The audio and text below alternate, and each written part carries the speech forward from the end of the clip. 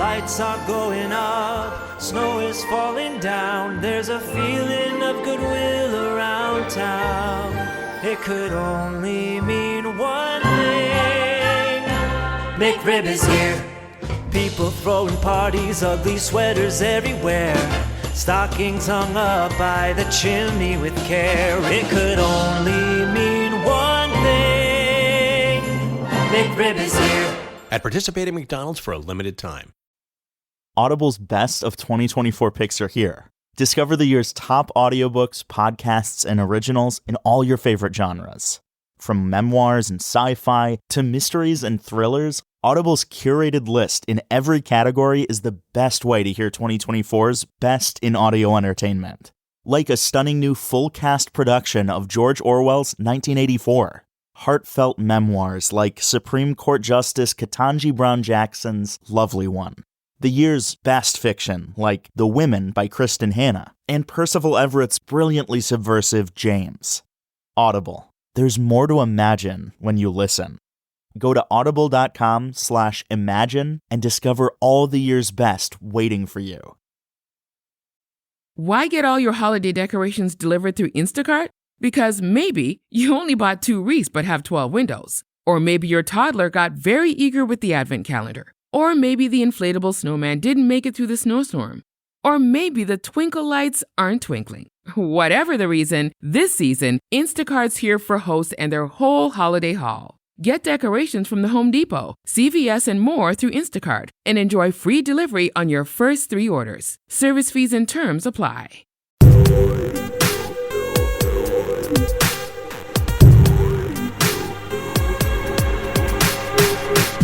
To Horror Virgin on Page. And I'm your Horror Virgin Todd, and it's Friday the 13th, so you know we also have a guest on, and that guest is Johnny Watkins from CinemaSins. Yay! Hello. Welcome back. Welcome from space. In space, no one can hear you pod. Ooh, in space, every Friday is 13th. Oh, all right. Guys. Yes. This can't have been the first time you saw it. It was mine. No. And this is my favorite Jason movie ever. I knew that was going to be the case. This is amazing.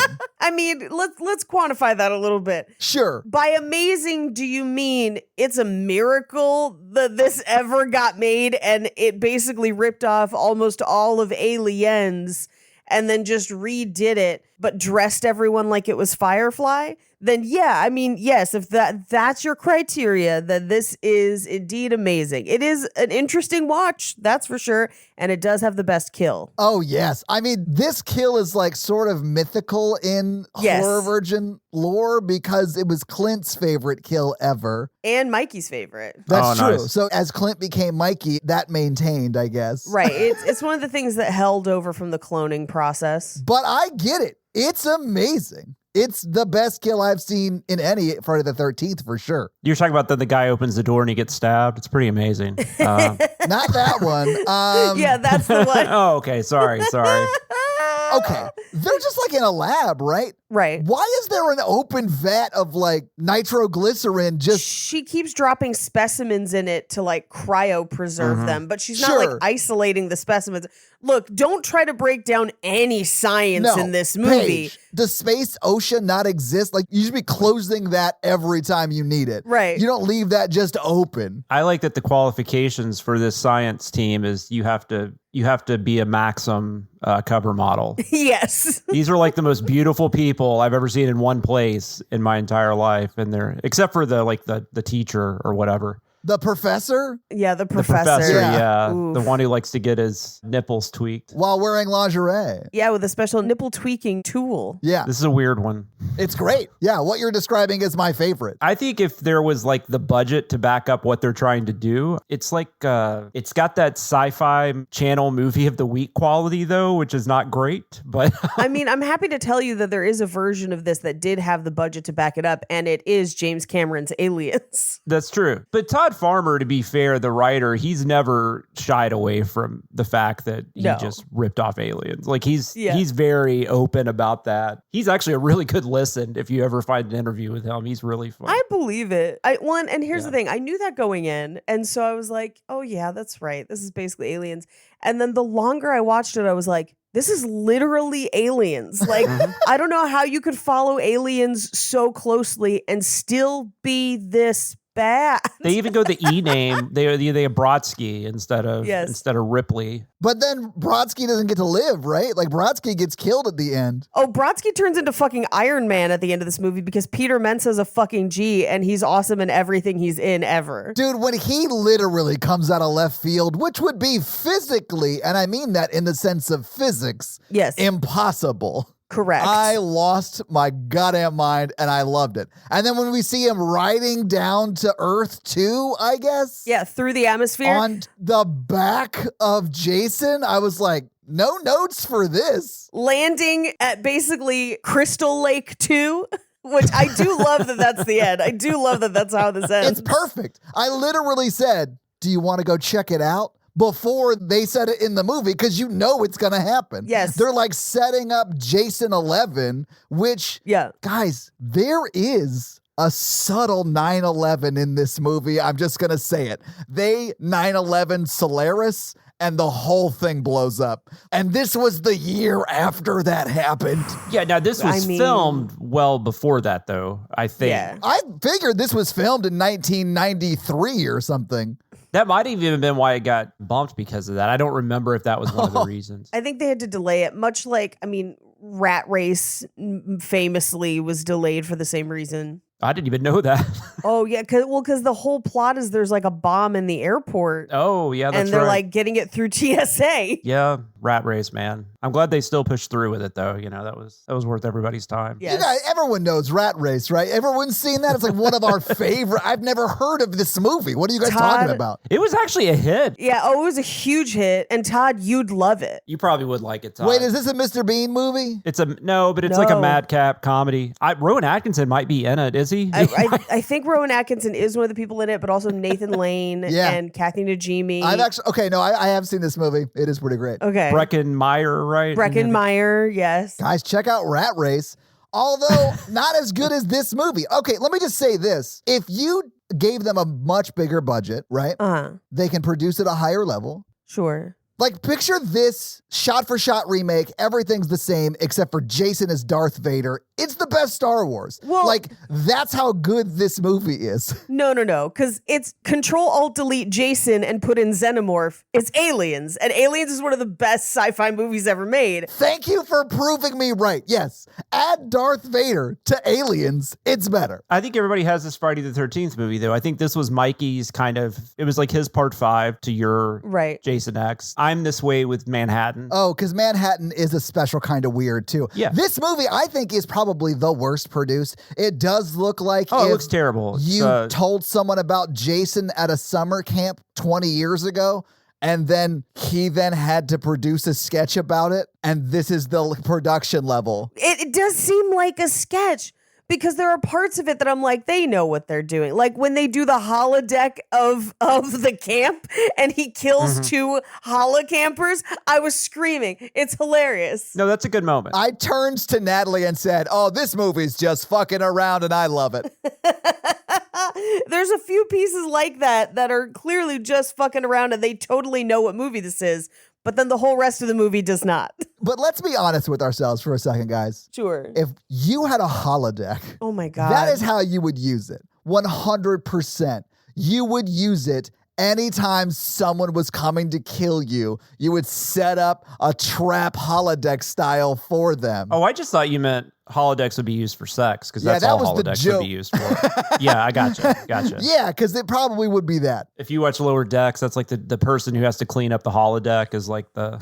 This is the short straw. Yeah. I mean, yeah, no, it would definitely be like, yo, can we holodeck Henry Cavill and Reacher and have our own Ungentlemanly Warfare? Let's do it. We'll pull in Rat Race and Ministry of Gentlemanly Warfare references in the Jason X podcast. Love it. I would definitely want to like shoot some zombies, go full VR with it. I mean, that's sort of what they do in this movie. They actually play like a sort of, I guess, augmented reality game. Yeah. That's kind of cool. I did play the Star Wars one with the Oculus one time, and that was actually pretty fucking dope. But like, it's limited to the room that you're in. So like, unless you've got like a giant space, you bump into stuff or whatever. And so, yeah, I mean, I guess it would be cool. But my problem with it is like the holodeck seems to exist anywhere they want it to at any time. It's almost like every room is a holodeck if you believe hard enough. If you believe. Are you guys into Star Trek at all? Like, do you guys watch? Bro, yes. I am. So I am, but I'm a next gen person. I don't really fuck with the new stuff. So I'm not talking about the brand new stuff. I'm still going back to that era. Like on Star Trek Voyager, they had a holographic character because they were stranded. Right. And the only doctor was a hologram. So what they did was every room had like cameras. Right. So that could be a situation. I mean, I'm going way too deep into this thought process, but no. We're not going deep enough. I think we need to prove it scientifically. Jason X, it's possible, guys. But I think it's also funny. It's kind of the holodeck thing's kind of funny, though. I don't know if they intended this joke, but although they do actually have like one-liners and stuff in this, which is pretty funny. Yeah, there's jokes in this movie. But there's the moment earlier on where the Lexi Rogue character, what's her? I don't remember her name in the movie. The one that's from the past. Oh yeah. Ramon. Yeah, let's go with Ramon. No, I think it is Roman, right? It's Rowan. Yeah, Rowan. I want to go with Ramon. Rowan. She says something like, why don't you just beam us out? And he's like, beam us out? Right, and they're like, what are you talking about? So they make a joke about that, but then they have holodecks. So it's like, we don't have this, but we do actually have holodecks. So I don't know if they intended that to be a joke, but I like the attempts. I like the he's screwed. That was a pretty good one. And this is gonna suck. Yeah. And like, what is the Brodsky when he first gets stabbed? He's like, you can't take a man out with this little poke. And then he does another one. He's like, that'll do it. Yeah. And you're like, oh shit, I guess he just like died in the most badass way possible. And then he didn't. Although at the end of this movie, he might die in what is the most badass way possible. And that is riding Jason through the atmosphere like the shooting star that he is. And this dude was in like 300. Yeah. He's been in like really good movies. Spartacus. Yeah, that was a series, but yeah, he's great in that. Fucking Spartacus. Yes. He was great in that. He's always had those abs. As a baby, he had those abs, guys. I believe that. He was abbed up. I did think it was pretty funny how this movie establishes literally in the first act that we have the technology to basically bring people back from the dead, to regenerate people. Mm-hmm. And then they let almost their entire crew die, don't use it on anybody until the very end when they're like, oh yeah, that's right. We could bring people back. Let's bring back the most badass among us, Peter Mensa. And I was like, thank God. Thank God we decided to use this now.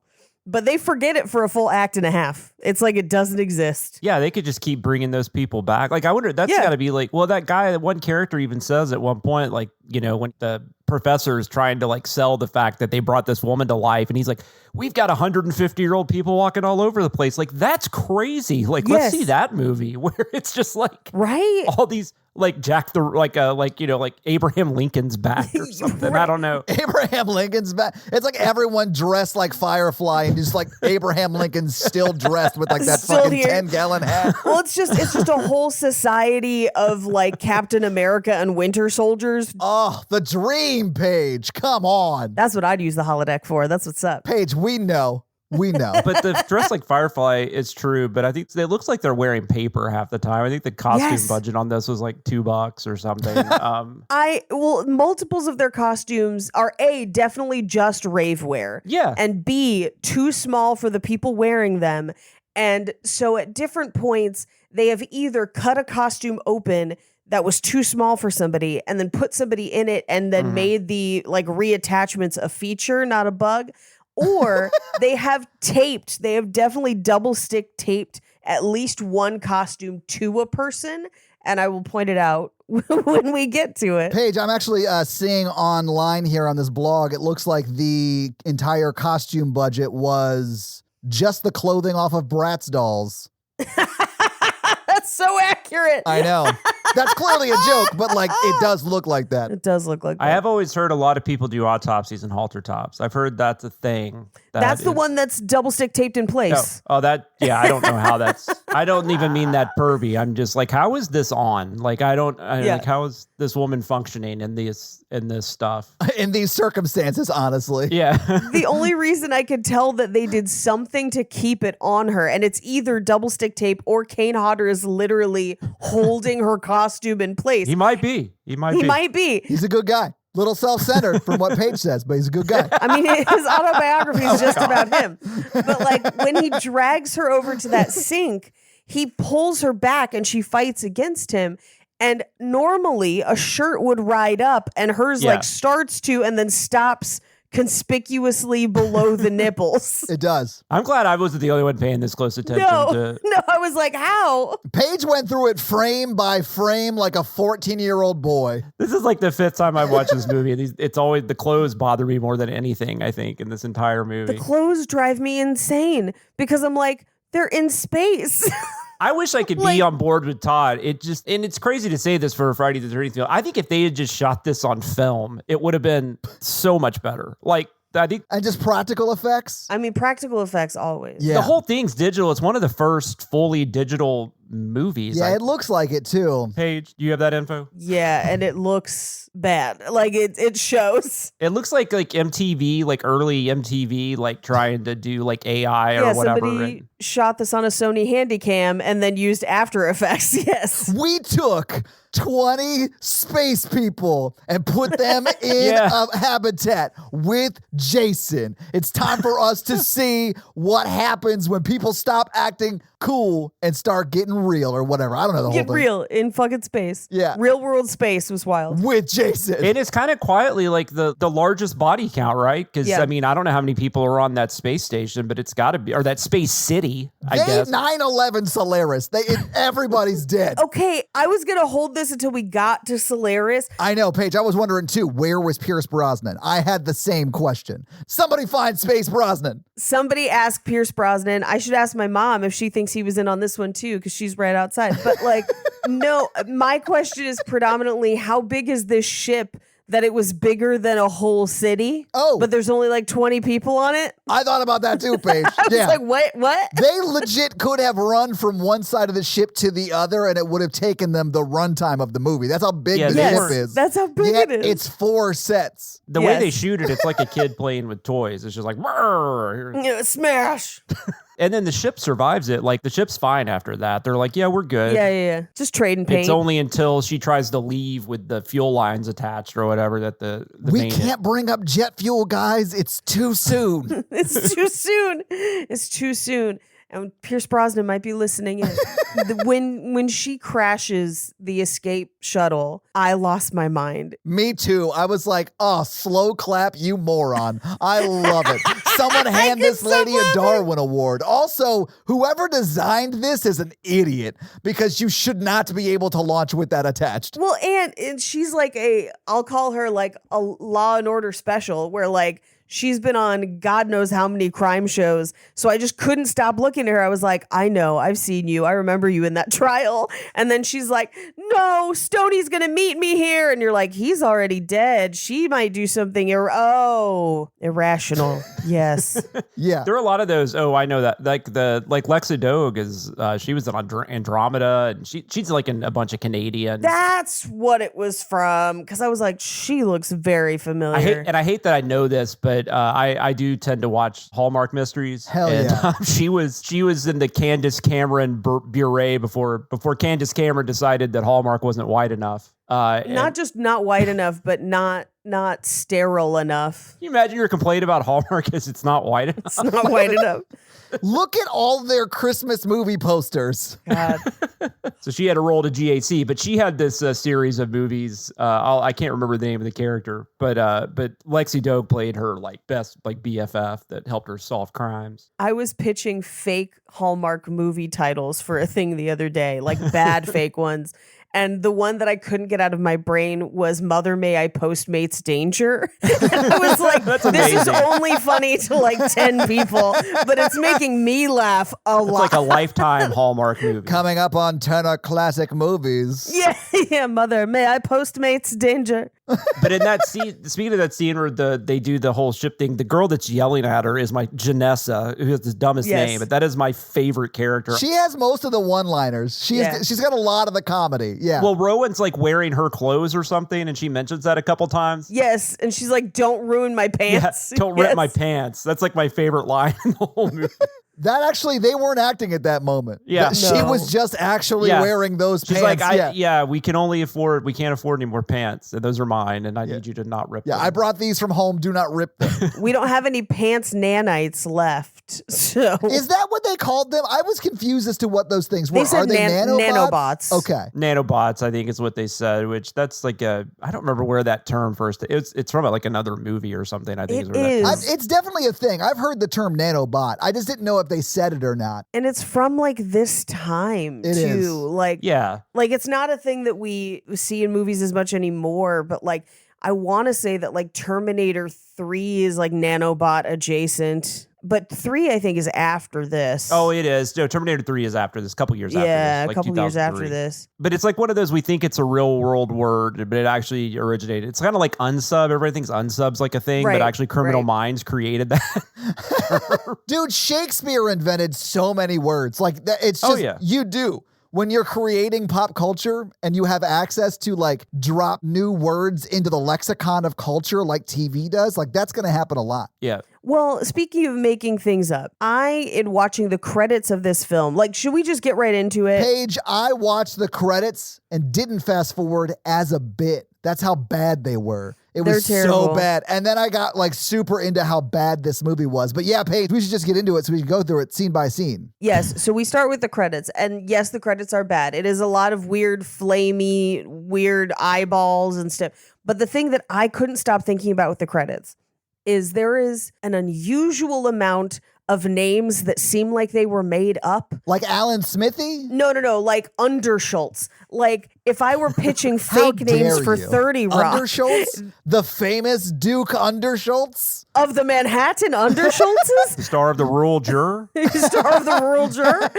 But I was like, these are 30 Rock names. These are not real names. And it was all like crew names and stuff. And then I got into the movie and the character names are like somebody took Space Boggle and just dumped letters out and were like, George Lucas could never. And then just like gave like people Janessa. Crazy names. Like Janessa or Sunaron is that one guy's name. They call him Sun for short. And I'm like, thank goodness. Because you have a white guy in a Hawaiian shirt who's like, I'm Sunaron. It starts with a T. What? Also, the wrong guy is named Stoney. Like they give Stoney like the hunk or whatever. Like he seems not a stoner at all. Like, you know, and then you've got the guy who's clearly like supposed to be Jason Mewes in space. Yes. And his name is like Azrael or something. It's Azrael, like an angel or something. Yeah, because everyone loves potheads, guys. Calm down. But then my favorite is the guy that he's playing the game with him, and they're like, that's just Dallas, which it's like Dune when they're like, this is Paul Atreides, this is Baron Harkonnen, and that's Duncan, Idaho.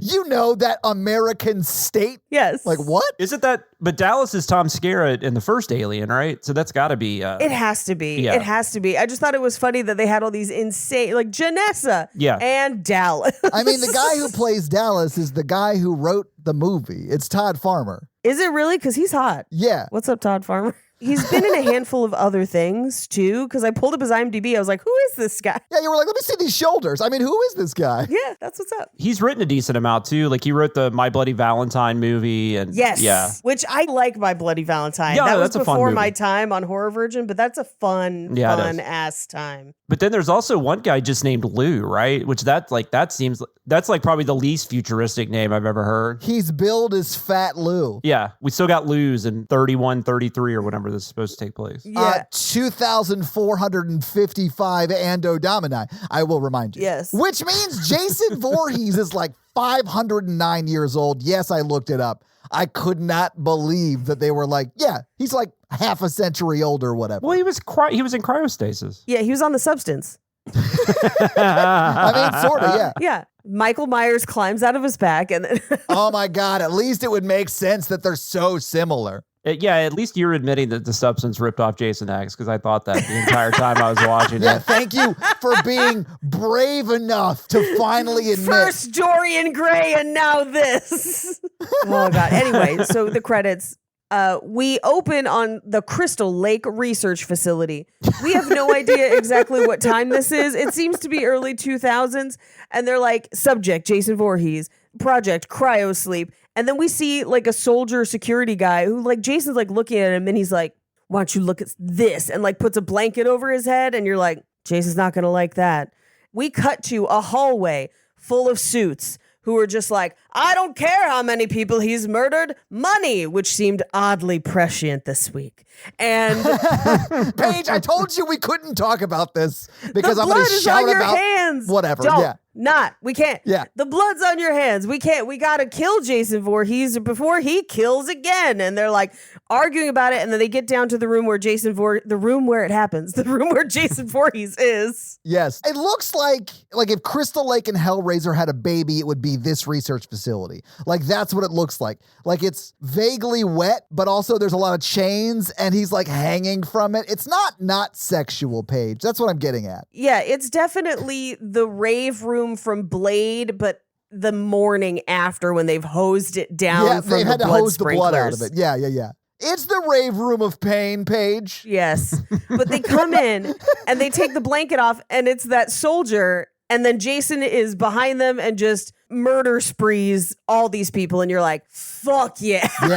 Like, all right. So Jason is murdering the capitalists. And if we examine this closer, I was like, no. Have we mentioned David Cronenberg yet? I'm sorry to jump ahead. Oh, not yet. We did mention the substance, Cronenberg adjacent, but no, we have not. David Cronenberg's in the scene. It's Yeah, crazy. he is. No shit. Yeah, he's Dr. Wimmer. He's one of the doctors that's like, no, we have to capitalism. Yeah. I was like, he looked familiar, but I was too busy being like, are we in space yet? Because it's been a while since I'd seen. Yeah, and then he's the one that's like running away and gets like the Jason throws something and hits him in the back. He gets scorpioned. Yeah. The guy who falls out and like lands on his back and the shotgun is like on his chest and he's like, you gotta go or whatever. He's like telling not quite Olivia Munn she's got to get out of there. Right. Like if you look at him, he's fine. He's fine. He has no injuries, no blood. He's not even stabbed. Nothing. He's just got like the nicest shotgun tits I've ever seen. and then Rowan grabs the shotgun and runs out, but Jason is like following her. I like how Jason also found like another exit from that room because he's behind her all of a sudden in the hallway. Yes. He's like crafty. That happens like 3 or 4 times in this movie. Oh, yeah. Where he's somewhere impossible and then just shows up where he needs to be. Same with Peter Mensa too. But in this one, it does feel like he threw that guy through the door with a gun to be like, here, take this. Just like, Yeah, and then ran across the room and went out a different exit. tag, you're it. Yeah. Yeah.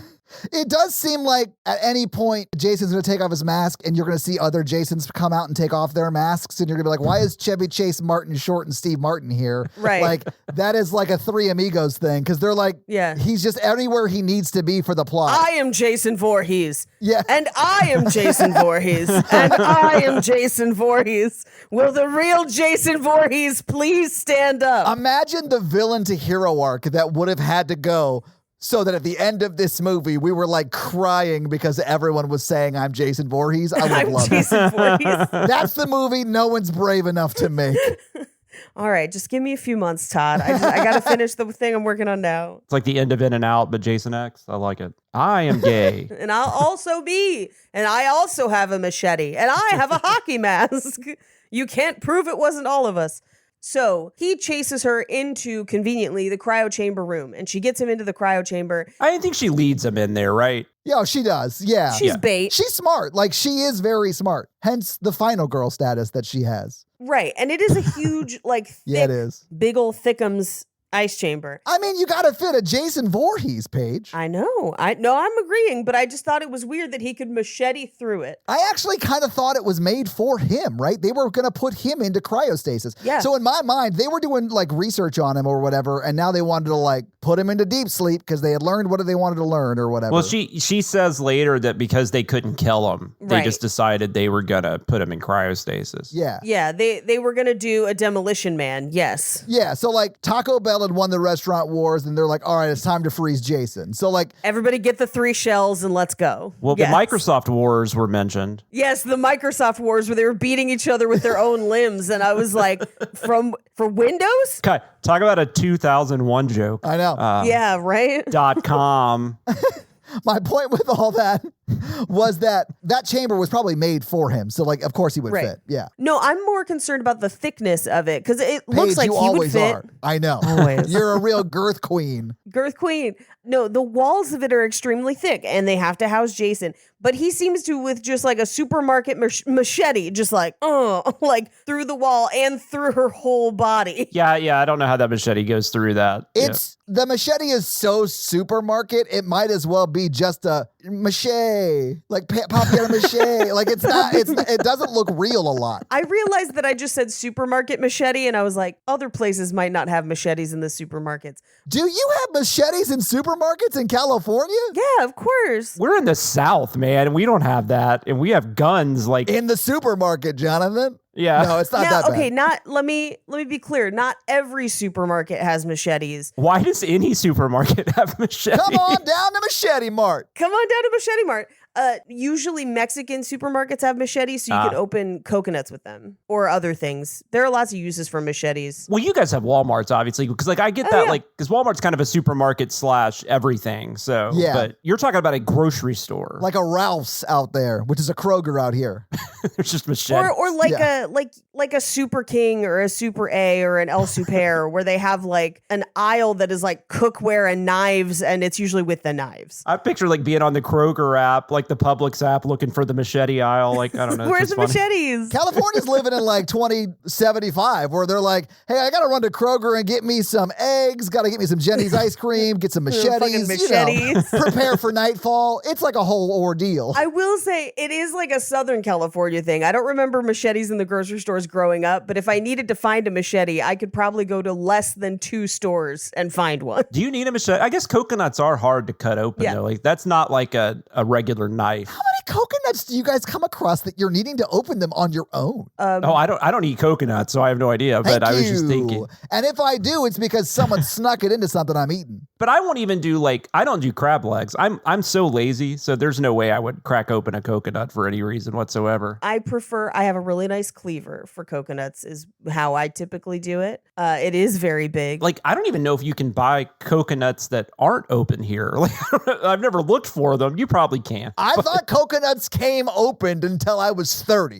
You can buy a couple different kinds of coconut here. Well, you're tropical too, though. We're close. Like, if we were in Florida, maybe. Yeah. Oh, I bet Florida got machetes. I mean, they let alligators just like hang out there. So. Oh, Paige, you can get a machete in the South. I just think it's crazy you can get them at a Kroger out there. I mean, you probably can get them like at Walmart, but I just like a grocery definitely store. Can get them at Walmart. Yeah. But you could get the one he uses in this movie in like a 8th grade art class who's like learning paper mache. Like Party City. Yeah, I've seen this machete. Anyway, so he stabs through. She gets stabbed. It looks like she dies, but he also freezes and she also freezes. Cut to 455 years in the future. What? The same room, but with Spirit Halloween spider webs. Guys, hang on one second. That means that the movie starts in the year 2000. Right. But doesn't she say like 2008? I think she says 2008. Oh, okay. And the movie is just playing a little fast and loose with time because they forgot what they said earlier. Fair enough. When in actuality, if you go by the timeline, Friday the 13th Part 8 takes place in like 2008. Right. We've covered this before where it's like they get way off. He just got out of Manhattan. There you basically, go. At the beginning of this movie. He literally just kicked that boombox and he's like already on his way to cryostasis. He just got off the plane. I hate that you guys have forgotten the, one in the middle that's basically an Evil Dead movie that he did along the way. That we just talked about like 3 weeks ago? Yeah, like 3 weeks ago. I have forgotten about that one. I legit don't remember anything about it either. That is not a memorable one. Here's what I will say. I do think it's funny that they're like, it's 2008, the world is falling apart. And little did they know. Like, I lived through 2008. 2008 wasn't that bad. We did have a financial collapse. So like, maybe it wasn't that bad for you. That was a rough year for me, man. It gives me hope for this year. I'm impressed you remember. I don't remember 2008. Maybe that sounds like that might be a good thing. Yeah, I was halfway through college in 2008. Oh yeah, but old. The market collapsed. I was trying to get my first real job at that time, and it was not fun. It's how I ended up at Sur La Table, because it was literally, you took any job people would give you because there was no guarantee of any other job. It was a rough time. Yeah. 2008 was rough. Yeah. It was like being stuck in a space station with Jason. That's what you're saying. Like, it was that bad. And everyone had to wear like weird Bratz doll raver clothes of fake velour. Everyone looked like D-Light in that music video. I'm pretty sure that professor created that dress code. He had to have. Because he was a full-blown perv. Oh, yeah. That dude was grading on a perv. Not a curve, a perv. How many nipple tweaks did I get this semester? You get an A. But good for Janessa, man. She took advantage of that shit. Good for her. Janessa is the hero of this movie. Yeah, absolutely. I hear she sucks. A bunch of people come down in what I can only describe as leather lab coats and goggles, and they're like, good, there's clean, it's no toxins. I was like, oh, that's good, because your skin's hella exposed, you fashion weirdos.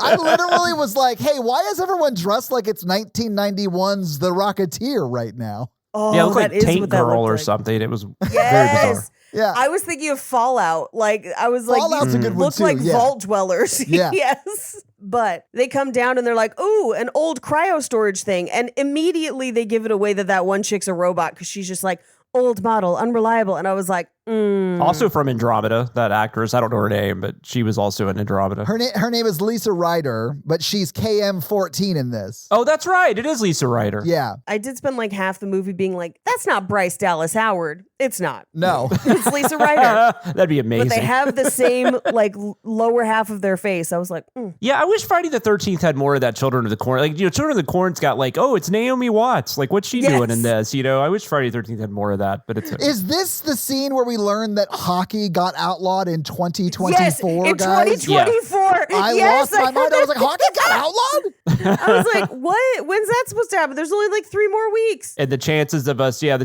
actually talking about it to, this year, that's funny. In 2024. It's almost like it was always going to happen when we started the stupid tradition of doing Friday the 13th every Friday the 13th. You planned this. Destiny. I did sort of plan it, although this is definitely a happy accident. It's a delightful happy accident where they're like, oh, the mask is museum quality. And then they tell Azrael not to touch anything, but he's already grasped a mug, and because it's cold, it's stuck to his hand. Yeah. Which would be incredibly painful, but was really, really funny to see a mug very much just taped to a guy's hand, and he's just like flailing it. Yeah. I was like, I could watch this for like 20 minutes. It's bad enough we're ripping off Aliens. We got to rip off Christmas Story, too. It's like... Right? It was real sad, too, because the mug said, space is dumb as spaceman. Like, he's an idiot. This guy is an idiot. The guy that should be called Stony. Yeah, the guy who should be called Stony. Yes. Because he's got like almost dreadlocks, more or less. It's like half dreads, half something else, yeah. Because like, when they get back on the ship, he's like, oh man, I forgot my arm. I forgot my arm. Him losing his arm is my favorite part of the movie. Paige texts me, because we often will like, hey, I just finished the movie, ready when you are. We'll like do that a lot when we're getting ready to record. Yeah. And so she texted that. I was like, I started about 25 minutes ago. And then because it just happened, I, in quotes, wrote, hi hand. Hi hand. Because it's like, he's so dumb. Like it's in a very funny way though. Like I liked him a lot. But hi old, hi bald, hi hand. Yes. But hockey was outlawed. But we haven't talked about how he lost his arm yet, because he's still got a coffee mug on his hand he can't get off. He's still got a fucking coffee mug. But they find Rowan and they're like, oh, we could bring her back to life. And I was like, interesting. Yeah, they're like, oh, she's hot. Let's see if we can work this out. Yeah. She's worth saving. Yeah. How many nanobots do you think it would be to preserve that sweet, sweet bod? Dude, I mean, the pilot does seem like he might like try. He's like, hey. Oh, yeah. I mean, I'm looking to get some ancient puss. Like the pilot is gross. all the time. He's into vintage. He just likes antiquing. He likes antiquing. They load her up onto a stretcher, and then they're about to load up Jason, but the body falls over, and it has machete in hand. And as it falls, it slices off the guy's hand holding that mug. And he's like, it's like his whole arm. It's like at his arm. Yeah, the whole arm. Yeah. And they're immediately like, you're going to be fine. And they like bandage it. And that bandage that like sucks against his arm is actually really cool. Yeah. We need those. Actually, they have those for tattoos, basically. I was recently wearing one. But they give him like antibiotics or whatever. So he's going to be fine. And they just carry the arm back. Except he forgot it. Somebody else had to carry his arm. Yeah, Janessa. Janessa had to carry it. She's always saving everybody's ass in this movie. Arm, at least. Arms. Yeah, I walked into that. But yeah, I forgot my arm. High hand. They bring them back to the labs. And they're like, okay, so we're just going to log him and put him in stasis, but we're going to try and bring her back. First, they put his arm back on. And I was like, regrowing bones is the most painful part, but they just like nanobot his arm back together. Yeah. And I do love that he like walks into the hallway and then high fives Stoney and is like, oh, because it was like the arm. Yeah. He's like, it's still sore. But then they gratuitously, of course, have to have Rowan be naked so that they covered by chainmail, the scientific chainmail, so that they can bring her back. It's because it's metal page, it's like conductive. Yeah. And like that's how the nanobots work or whatever. Right. They even have that one part where it's like, we need someone to undress her. And that one dude's like, oh, I'll do that. Yeah, he's like, I got it. And then the sex bot is like, I got it, perv. I got it. Even the machine who's there to have sex with is like, you're gross. Yeah. But we cut to the other lab where they're basically autopsying Jason. I honestly they pull his eye out, and it's like, yeah, it actually was really gross. I was like, this is why I don't eat oysters. Like, I can't do it. She cuts into his head too, right? To get the mask to cut off. the mask off. Yeah. And then like lifts and is like, oh, poor guy, and puts it back on. It was just like, that's why you wear the mask. I get it. Yeah, okay. How does he get it back? Because he's missing part of his head now, right? I mean, the nanobots grow it back. Oh, that's right. Why he looks like Shredder at the end of this movie. Yeah. Well, I know that part, but this is well before then. I don't think he fully gets it back. Oh, okay. Or he does, and the movie's just like, shh, don't ask questions. But I do love that they're scanning. They're like tricordering his brain, and they're like, it's a wonder that he could function with a brain that small. And then they're just like, he's a big boy, but he's hung like a mammoth. And I was like, what is this? Why are we talking about Jason's dick? I've always just assumed it was 3 cockroaches in a trench coat. You're actually feeling bad for Jason. You're like, you are sexualizing him, ma'am. How dare you? He is a person, not an object. That man is a child inside his brain or whatever. A child that lived in a lake, but is also undead and one time was buried and brought back by lightning. You know what? Yeah, no, he's probably hung like a mammoth. Let's All go I'm with saying is the Jason Voorhees like story is more or less just Poor Things. Anyway. Yeah, it is. So they're ripping off Poor Things 20 years early. Or Poor Things is ripping off Jason Voorhees. I'm not Poor sure which Things in the is Substance, funnier. man. These are not original movies. Oh, I mean, if Jason could have gotten on The Substance, this would have been a whole different ballgame. He would have learned to love himself. I mean, that's what you like. If you were going to do research, you would create the substance using probably Jason Voorhees, right? That's what ties the universes together. Yeah. Oh, yeah.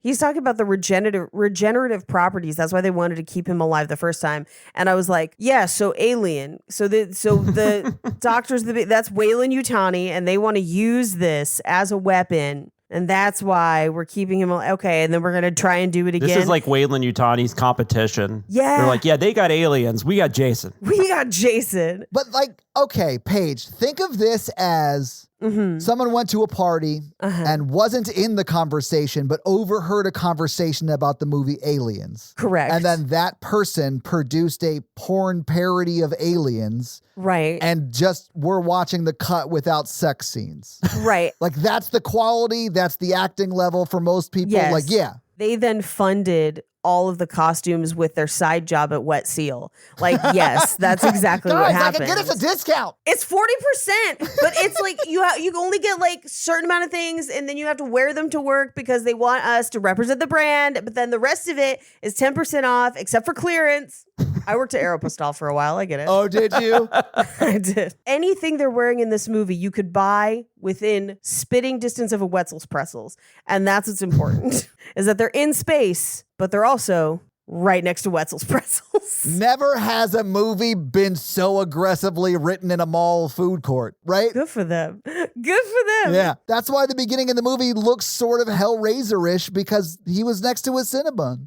Yeah, exactly. There were Cinnabites everywhere. I have such delights to show you. And also, please wear this mesh shirt. Yes. Anyway, so they put the nanobots and the chainmail on her. She wakes up, and the professor is just like, pervalicious, and then goes to basically, I assume one of the investors on, like, for their grant or something, who just seems to be this random dude who has a very unique tooth orientation and is just like, yeah, man, we've been bringing people back for forever. So, like, what do we care? And he's like, but she's the oldest. And he's like, you know, old bitches ain't shit. Like, what is happening? Why? He says something insane. He's like, 450, 250, nobody cares anymore. Like, whatever. Like, what? People live to 250 now? Like, okay.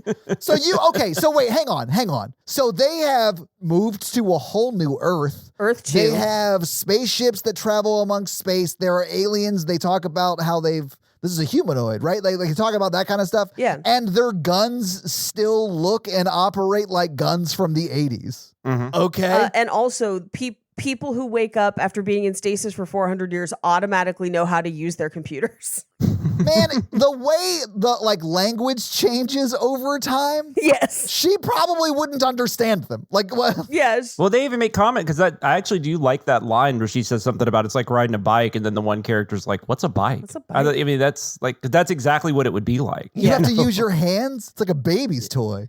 Yeah. Where'd you get that? The toilet store? Like, yeah. But I also love. I mean, they're so nonchalant about like, we're in space right now, but we're headed to Earth 2 : Ghost Protocol. You get it. Like, don't worry about it. You'll fit right in. It's fine. And then she's just like, is it like regular Earth? And they're like, yeah, or whatever. And you're like, okay. Also, like, I didn't live there. How long do you think it takes to move a planet? Like, it's been Earth 2 for a while. I've never seen Earth. Yeah. Anyway, she's up and around. And Professor is not going to get as much money for her as he thought, because apparently she's not impressively old. I did love how the professor calls this dude who's just like laying down in bed, I guess. And he's like, hey, I got this old lady. And the guy he calls is like, that's not impressive. And he's like, shit, I need money. And he goes, but the other guy, is it Jason Voorhees? Let me solve your problem immediately. Like, is the other guy Jason Voorhees? Well, yes, it is. Well, you can get a shitload of money for that guy. Well, and I thought about it for a second. I was like, why would they know a serial killer from 400 years ago? And then in my brain, I was like, Vlad the Impaler. Like, we do too. Like, it's, you know, that's their equivalent, basically. But that just means that Jason Voorhees is our generation's Vlad the Impaler. No, he's not. He doesn't exist. Well, no, I mean, but like within this movie, if we existed in the world of this movie, he is our Vlad the Impaler. Oh, yes. Which is a crazy thing to think about. He's killed almost 200 people. And mostly teens and counselors, and seems to be, and this movie proves it, activated by sex. He is. It's the one thing he will stand up for. Yeah. Jason pops a boner and grabs his machete every time. Every time. His mache. His mache. I think what you'll find, Paige, if you break it down psychologically, is that the machete is his penis. Oh, yeah. Just like in, what was it? It's kind of like Freud, but it's fraud. That's my philosopher name. No, fraud. There you go. I was thinking Texas Chainsaw Massacre 2, where he's trying to get at that radio DJ with the chainsaw. Oh, yeah. Yeah. Texas Chainsaw Massacre 2 is my favorite British Bake Off season. It's Chili Week! That's right. It is the one with the chili cook-off. Oh, that's the one where she's like kind of back up against something, and he's got the chainsaw, and he's like going in between her legs. Yeah. Yes. Yeah, it's hot, guys. It's called sexy. It's super subtle. Yeah. Yeah. Super subtle. Yeah. And the extra super crazy long chainsaw that goes through that guy that's So like longer funny. than any chain. And Dennis Hopper with multiple chainsaws and bandoliers of chains. Yes. You know Easy Rider? Texas Chainsaw Massacre 2. Yeah. Huge fan. Dennis Hopper had a 1986, man. He had that, Hoosiers. And Blue Velvet. That was like his 86. What a wild mix. Spark something uncommon this holiday with just the right gift from Uncommon Goods. If you haven't finished your holiday shopping yet, or like me, have yet to begin, I've got a secret source for incredible original gifts, and that's Uncommon Goods. They've got unique, hand-picked gifts for everyone on your list, all in one spot. Gifts that spark joy, wonder, delight, and that's exactly what I wanted type feeling. You know what I'm saying? Somehow they know exactly the perfect gift for every single person you know. So skip the gifts that scream last minute and find something truly original at uncommongoods.com. Here are some of my favorite things that I found on this site, and I hope Natalie's listening. So, okay, guys, there's this cool throwback speaker with Bluetooth radio that I thought was awesome because it looks like an old speaker, from back in the day, from 1920s back in the day. It looks really cool. I'm into it. Also, I'm a workaholic, so they also had this really cool adjustable laptop desk that I could use. So I could always be working. Anyway, so those are some great things you could get me. I'm just saying, whatever. It's clear when I was going through their site just now that Uncommon Goods looks for products that are high quality, unique, often handmade, or made in the US. They have the most meaningful, out of the ordinary gifts anywhere. To get 15% off your next gift, go to uncommongoods.com/horrorvirgin. That's uncommongoods.com/horrorvirgin to get 15% off. Don't miss out on this amazing limited time offer. Uncommon Goods, we're out of the ordinary. With Credit Karma, finding the right credit card for you is easy. Our app analyzes user profiles to suggest personalized recommendations. Visit creditkarma.com today to explore cards tailored to your needs. Credit Karma, simplifying your financial choices. Anyway, it's amazing. So he's like, okay, so we got to bring Jason Voorhees back. Well, too late, because literally that other lady sends those two kids who were making out in a closed lab back to their room. She's just like, look, y'all don't want to learn shit. Go fuck each other and let me do my work. And they're like, promise? Okay. They leave. That is the best person to be partnered with in a group project, right? Yeah. I have never wanted to see two people have sex less than those two people. I don't know what it was, but there was something very just gross about both of them. I was not into it. They reminded me of every codependent coworker relationship I've ever seen, which doesn't really happen at my job now because I work in a fancy professional corporate place. But back in my retail days, people be banging each other like crazy, and they're hands in each other's pockets at the register and stuff. Where you're just like, God, go to the back room, please. I've never worked at a more debaucherous place than at Ruby Tuesdays. Yeah. I'm not we were all in college. I believe it. Managers were banging waiters and hostesses and everything. It was crazy. It's exactly like that movie Waiting. Yes. Yeah, it's a lot. It was a lot like that. Yeah. Dane Cook was way nicer in person, but other than that, yeah. Yep. Get it? Because he was my cook too. Never mind, guys. Yeah. No, I did. I gotcha. did get you. And it's wild that you survived seeing that many genitals. It is wild. But they go back and they start to bang in, and it's while that's happening, the professor is also getting his nipples twisted by Janessa to get a good grade. Which gross. They actually just make it like it's a joke. It's a terrible thing that we're witnessing, and it's a joke. Yeah, we're just like, ugh, yeah. But it seems like the large amount of sexual activity going on awakens something in Mr. Voorhees, and he's suddenly up with a thirst for blood. Yeah, it's what's the one? Oh, the final chapter where they're the people in the morgue are about to get it on, and that's when he wakes up. Yeah, it's very similar. Yep. But the lady trying to process his autopsy turns around and the table is empty, and he's literally right behind her. And this is where he shoves her face into her weird cryo sink, and her shirt magically stays in place. And this is the famous ice kill. And it does look really cool because we get a shot from under the water where she's like, ah, and then frozen.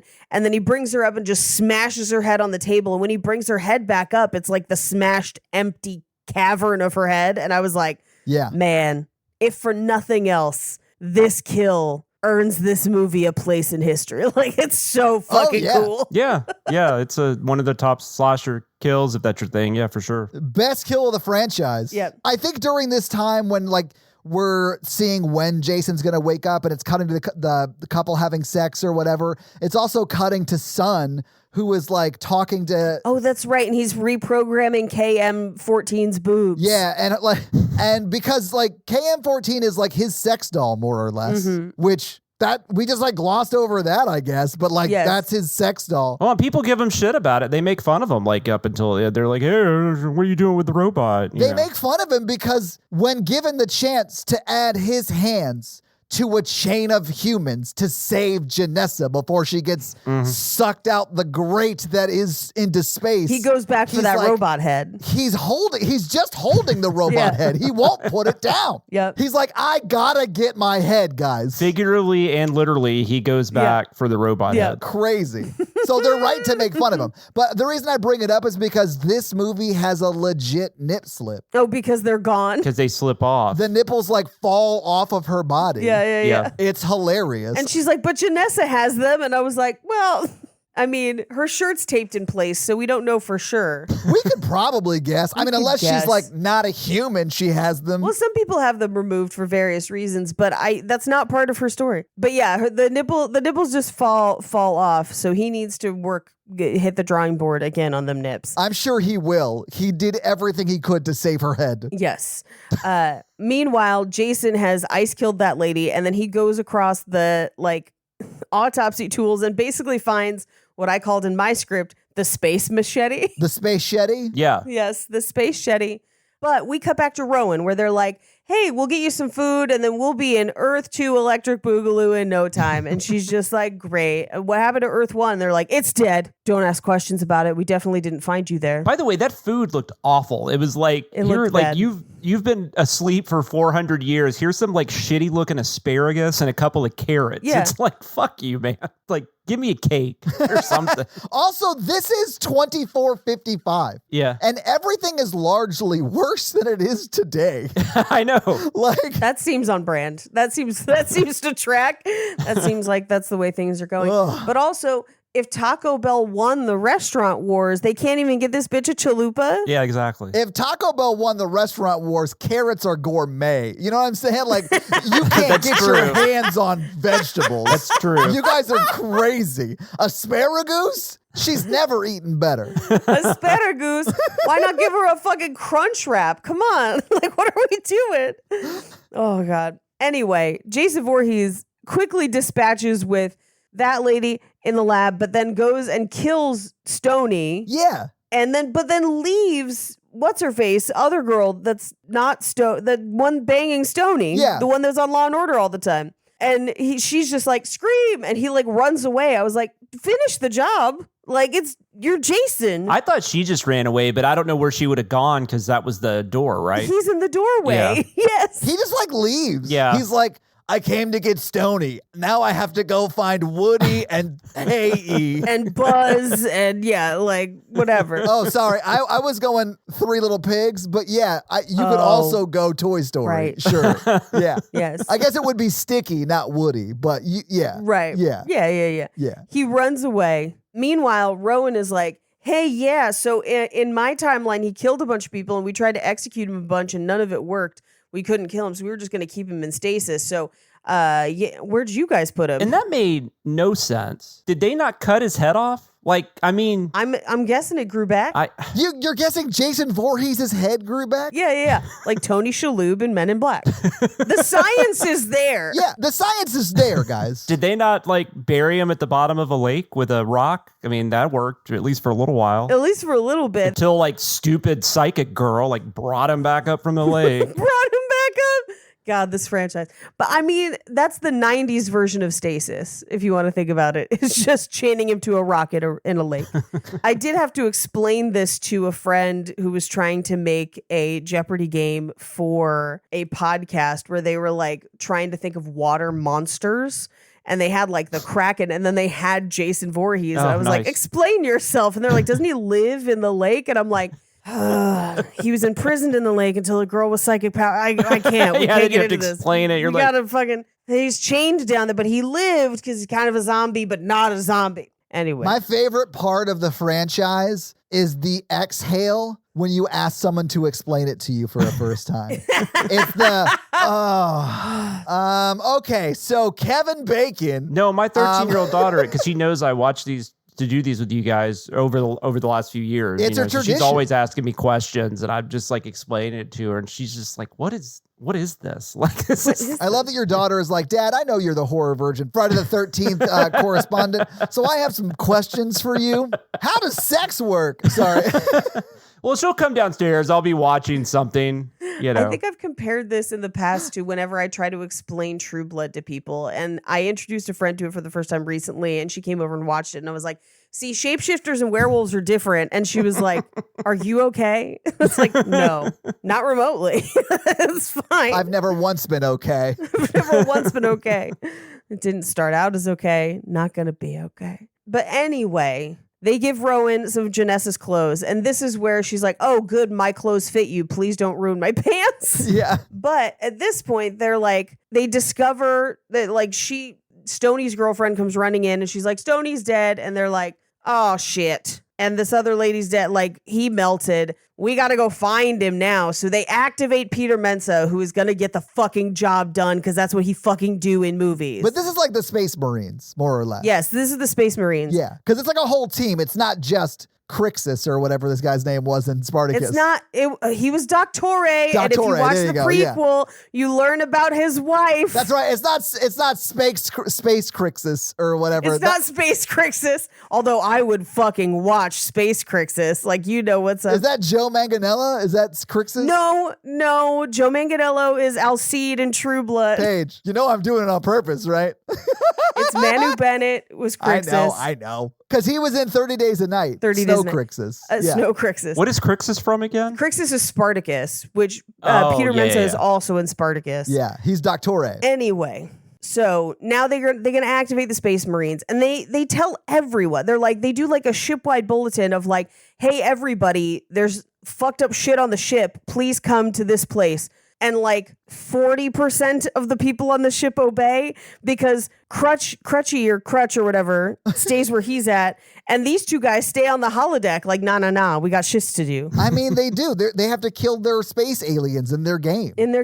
Which we cut to the holodeck where they're playing their space games. And at first, well, I do want to mention really quickly, before we get away from Stoney's death, when he stabs Stoney with the space machete, he like throws it so the handle is facing us, and then he grabs the other part of the blade and pulls the handle through him. And I was like, ugh. Yeah. Great effects. It is. This holodeck scene confused me too, because Jason's like killing the monsters, but like, how is he even seeing them? Shouldn't that just look like a room to him? Yes. I think it's augmented reality. But they have helmets They have goggles. They've got like Google Glass. Yes. Or Facebook goggles. They have like VR stuff on. Yes. Oh, yeah. I see what you're saying. I think it's built into the hockey mask. He's got the new meta hockey mask. The meta hockey mask. I think this movie just existed at a time before VR headsets were the norm.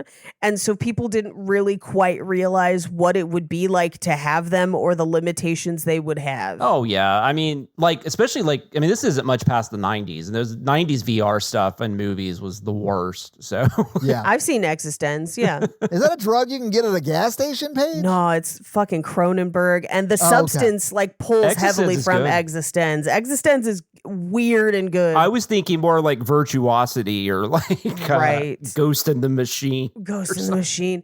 So Mikey wanted to do Virtuosity on Romancing the Pod so badly forever, and then would forget that he wanted to do it, and then would forget to request it. Why would that be a Romancing the Pod movie? It isn't.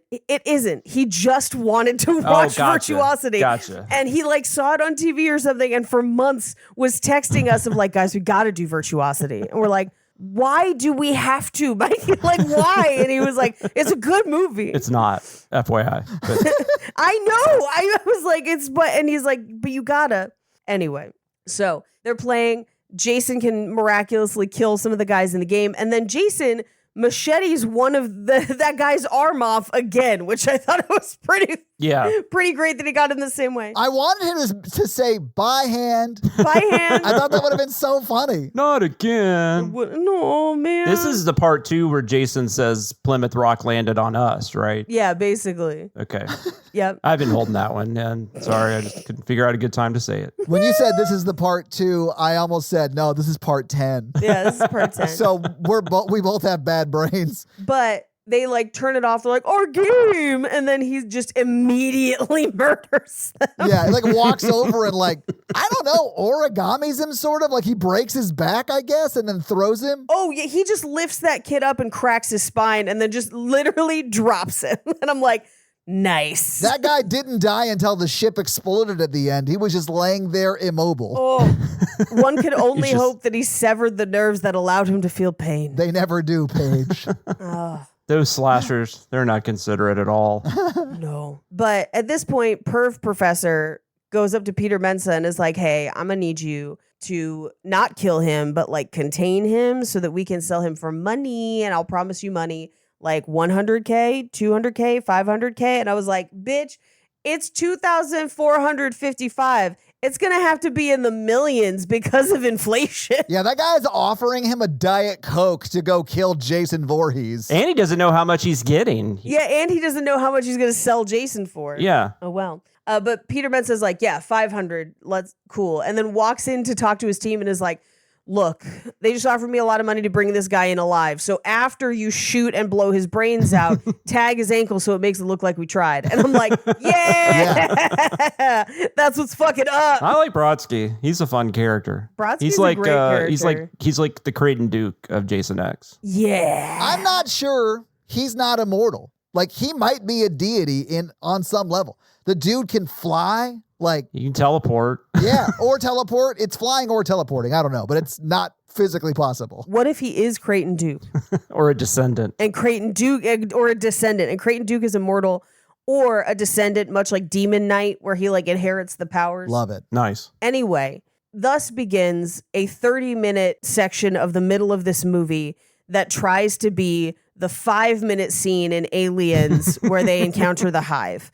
It is basically the exact same thing, except without the giant flamethrowers and the cool Steadicam guns. Yeah. And the quality directing and action. Yeah. And like the script and the acting. Yeah, like there's a lot of differences. Of yeah, one's a good movie and one's a perfect movie. One's a good movie and one's Aliens. No, I'm kidding. Right. Oh, no. No, I love Aliens, obviously. I have always said James Cameron was just a knockoff Todd Farmer.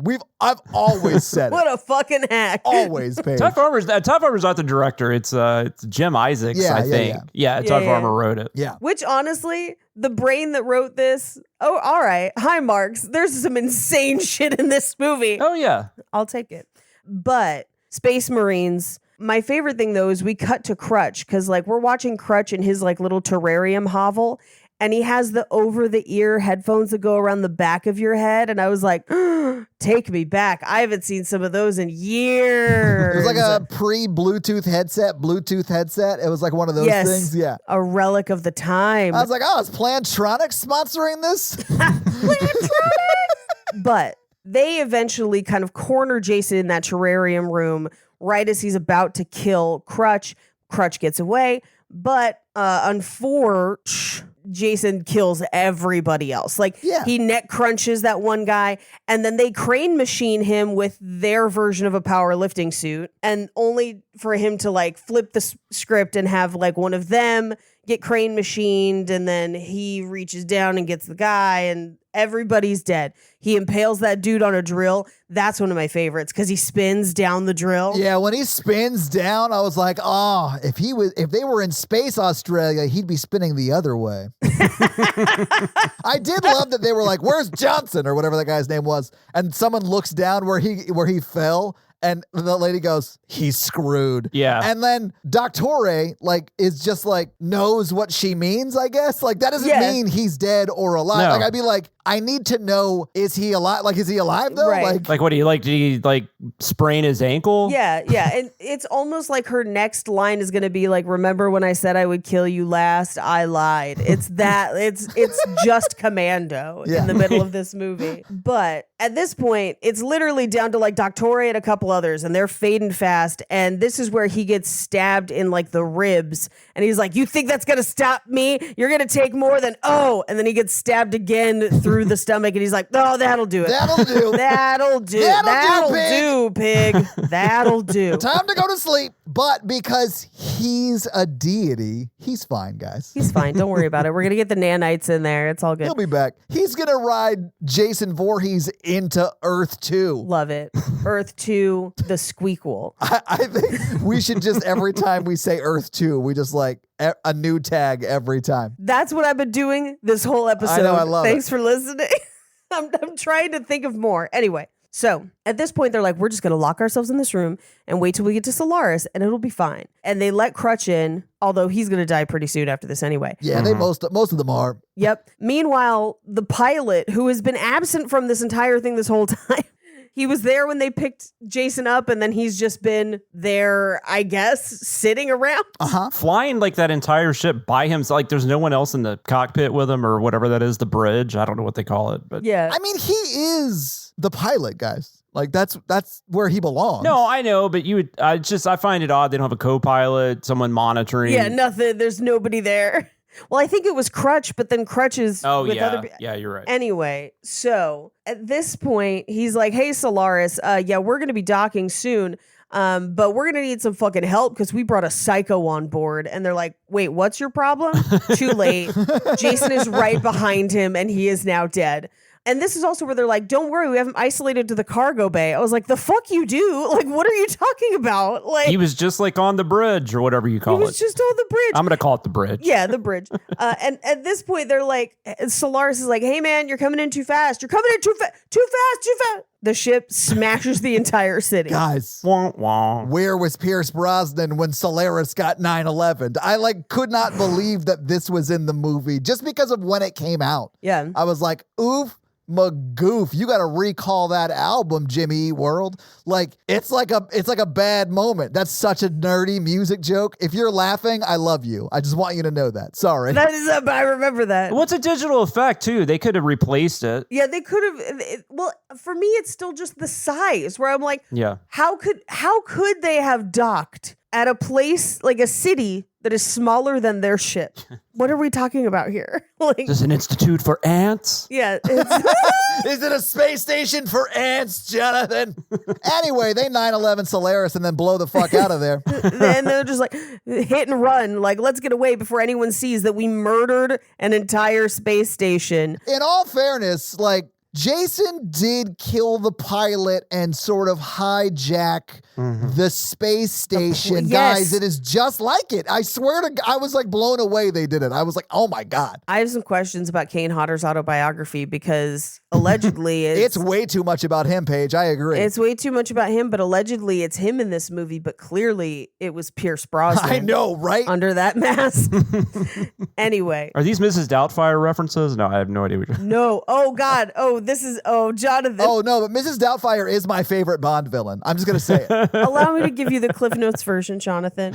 We watched a movie on Romancing the Pod called Remember Me. Are you familiar? I've never watched it, but I know what it is. If you had seen it, you'd remember me it. Like, it would have stained your heart. Because essentially at the end of the movie, Robert Pattinson, right? Right, and it pulls back and it's 9/11. But Pierce Brosnan is in it as well? Pierce Brosnan plays his father, and the whole movie is about him not getting along with his father. So we did the movie. It's bonkers.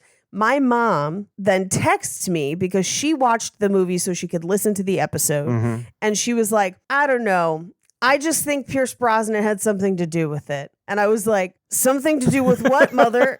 And she was like, I don't know. I just think he knew. I was like, are you saying that Pierce Brosnan did 9/11 and that like it was an inside job? She's like, no, that's not like that. And I'm like, then I don't know, like, what do you mean? Your mom casually suggested that Pierce Brosnan orchestrated the murder of like 2,000 plus American citizens just to guarantee his son would be one of them. just to make sure his son would be in the building. Whenever I heard about the ending of that movie, I was like, oh, I wish I had experienced that in a theater with a crowd. That had to have been just insanity. Oh my God, I would have died. I would have stood up and clapped. Anyway, they now send out a distress beacon.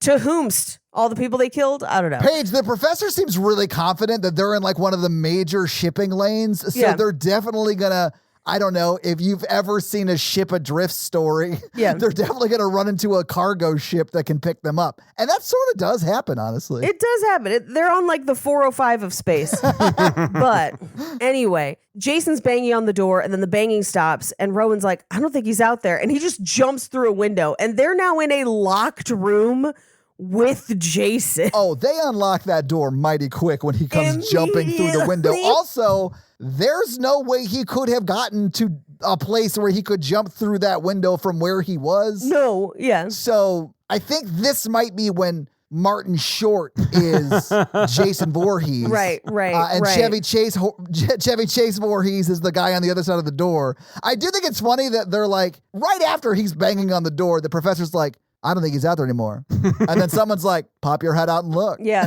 Check. We're like, yeah, no. But they run, and immediately Kinsa is like, I'm just gonna go back to my room because that's where Stoney is. And they're like, bitch, he's dead. Like, what are we doing? Yeah, Stoney's dead. Yeah, first indication, we shouldn't let her drive. Anyway.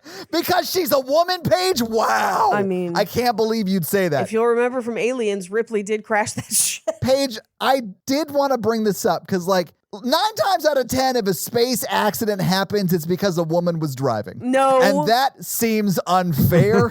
I'm not saying that it's right, Paige. I'm just saying, like, in the movies. I'm saying that your data is skewed and we need more information because correlation does not equal causation. I actually, in Star Trek Generations, that happens when, like, Counselor Troy takes control of the ship and it crashes. And then I was at I did go to Star Trek conventions when I was younger, and Marina Sirtis was talking about reading the script, and she was like, "Sweet, I get to pilot the ship." and then she reads the next scene. She's like, "God damn it, they have me crash the ship." Isn't Generations the one where they end up getting younger? Like they end up on a planet and they start aging in reverse? No, that's Star Trek Button. Yeah. But at this point, everyone splits up for no reason after telling Rowan that transporters are not a thing and they can't beam her anywhere. But they do give her a giant gun. But they don't include the hot scene of a space marine showing her how to use the giant gun because they're all dead. But they do split up. And this is where we get the guy, Sun and KM-14, where she's like, your probability of survival is 12. And they start making out. And she's like, now it's 53%. Yeah, and he's like, let's go for 100. I was like, are they gonna bang it out? Is he gonna bang this robot when everyone needs help? But yes, that's exactly what happens. But they actually do increase the odds realistically, but they don't explain that in that scene. So it's like really bizarre. But yeah, she does like stat light him into making out with her. Yes. Yeah. And when he comes back with her later, we got to talk about it. But I love that Crutch goes with them. They like split up and he gets to the bridge because he now has to pilot the ship. And the other pilot is literally body parts strewn everywhere. And he's like, well, I have seen worse. And I'm like, how? Yeah, please tell us that story. In the Microsoft wars? Like, and this is where he brings up the Microsoft conflict. Oh, that's right. Yep. Yeah. But this is also where Janessa doesn't want her pants wrecked again. But they start the fuel transfer and they send Kinsa down to like, I guess, turn on the air conditioning and warm up the shuttle. Space is cold, Paige. You definitely want to turn on the defroster and get the things heated up. Yeah. Something. Yeah, they put the most mentally unstable person at this moment in charge of getting the ship ready. She's had a rough day. Yeah. I'm not saying it's her fault. I'm just saying like she's not the person to put. Poor planning. You need to put her off to the side and just have her chill for a second. Just chill. But instead, no, she is piloting the shuttle. And because they've split up, they have to come back and get to that shuttle bay. And Rowan finds Peter Mensa and is like, awesome, we'll come take him. And this is where, and the guy, he literally has 2 lines in the movie, but his name is, because I wrote it down because it was fucking bonkers, Waylander. Speaking of Wayland Yutani. Yeah, speaking of Wayland Yutani, Waylander, who was helping Crutch on the bridge. And she's like, I need help moving Brodsky. And he's like, oh, I'll be right there. And by the time he gets there, Brodsky's gone because he is launching a plan of his own. Yeah, and I feel like something's missing there. Like, I don't understand that scene at all. Well, because Rowan's like, this doesn't make any sense. And I'm like, no, it fucking doesn't make any sense. It really fucking doesn't. But this is where, like, as this is happening, the robot comes back and he's like, yeah, I gave her an upload. And I was like, Paige, you know what that means. I do know what that means, that he dropped a load in it. That has nothing to do with what's about to happen. No. He was just bragging that he fucked his robot. Yeah. And they had better clothes for her for some reason. Like when she became a badass, they had like... Yeah, she became like if the CW produced Underworld. Like that's what she looks like. That's exactly what this looks like. Yeah. Because it's got the like high-speed karate cartwheels and everything in it. And she's like firing wildly, but they don't kill Jason at this point. She does kind of incapacitate him in that other lab, but like... I mean, I think they do kill him. I mean, but he's not done for, but like... No. Because the nanobots bring him back and turn him into Shredder, but he is like dead, quote unquote. Right. It's Uber Jason, Todd. Yeah, Shredder Jason. Like, we're saying the same thing, I just don't speak German. It's Mecha Jason. Is it Mecha? Yeah. Oh, I said it wrong. Oh, I'm dumb. Yeah, Mecha Jason. Why don't even know why I said Uber Jason. That's like, is he driving a car? Like, I mean, maybe. But this is also like, while this is happening, so many things are happening at once, is when Kinsa, they're like, open the door. She won't open the door. And she just starts the ship while it's still attached to the fuel lines and just immediately crashes it into the bottom of the ship. And you're like, well, she's dead, and now there's a ticking time clock because they have punctured the hull of the ship. Yeah, she's like almost poked a hole in it. Yeah, but they've also knocked Jason onto that other med bay with the nanites, and they're like, cool, let's just leave him there. They call the other ship, and they're like, hey, we need help. Please come pick us up. They're like, okay, it'll be like 45 minutes, but like, I guess... if you can wait 45 minutes. And they're like, no, but like maybe we can use charges to dislodge this one part of the ship and you can pick us up on that part. Yeah. As that's happening, Jason is getting the nanites and they're like insufficient tissue. So they just like form Mecha Jason. And Mothra is nowhere to be seen. No. So we're in trouble. Or Pierce Brosnan. But he knew. Yeah. He planned it all. He knew about it. Planned all of it. And Waylander, dead immediately for no good reason. They literally leave him there to trigger the charges. The one guy that like does nothing the entire movie, maybe even makes actually reasonable decisions the entire movie, but yeah, let's kill him. Yeah, let's kill him immediately. And again, they have not used his name until basically this scene, and they're like, Waylander! Yeah. And you're like, what? Okay, apparently that was his name. They call him that because he got sent to the future from Culloden. Oh, nice. Through the stones. Yes. Is that where Stoney came from too? Is that why they called him Stoney? Anyway, they detonate the charges. They make it in onto that other piece. But somehow Jason is like on the outside just punching holes in the side of this piece that they're now in. And that creates explosive decompression, which means that Janessa is about to get sucked through a grate that is very, very small. And the only reason this is in this movie is because that weird plane thing hadn't happened where somebody knocked out a plane window. Oh, yeah. And a person of size was sucked up against it, and it basically trapped the air in the window, and they lived. Oh, you mean when that larger person saved that whole plane? The entire plane? Yeah. They did the opposite of a 9/11? Yep. But instead, Janessa goes, this is going to suck. And then it is implied gets very killed by being sucked through a grate like John Leguizamo in Violent Night when he goes through that chimney and just turns into like a pink mist. I would be so mad if the three of us and Mikey were on a spaceship. I was about to get sucked through a grate and you and Paige were like holding each other, trying to like reach out to me. And I was like literally a one person's arm reach away, and Mikey wouldn't drop his fleshlight enhanced with AI to help. I would be so mad. He'd be busy watching Virtuosity. Yeah. First of all, it's called an auto blow. Secondly, that's a real thing that people I know have had to do ads for recently. We could probably get them as a sponsor if you want. Do it. Anyway, they make it through the doors, but Jason still be punching holes and stuff, and they're still trying to like get through. So Peter Mensa's like, I'm gonna have to spacewalk to open the doors to get to the other ship, and I'm gonna take this fool out. And so he's like outside spacewalking to get to the control panel, And then they are like trapped with Jason. And this is where they holodeck Crystal Lake. Yeah. And it's the two campers who were like, beer, pot, premarital sex, and just climb into the sleeping bags. And then when he's beating one in the sleeping bag with the other one in the sleeping bag, you can hear them just go, yay, Yeah. yay. Yeah, it's an amazing moment. Yay. It's like, this is incredible. This is great. This is my favorite part of any Friday the 13th movie ever. I know. This movie is the best. No. But that scene's good. This scene's good. But Peter Mensa just like shows up back on the ship. Like, how do you get back inside? How do you, like, they're like, open all the doors. I'm like, but then everyone dies. I don't know. I do think it's funny that he's like, I gotta go spacewalk. And then he just like leaves the scene. He walks back deeper into the ship. Yes. And then they just show him on the outside of the ship.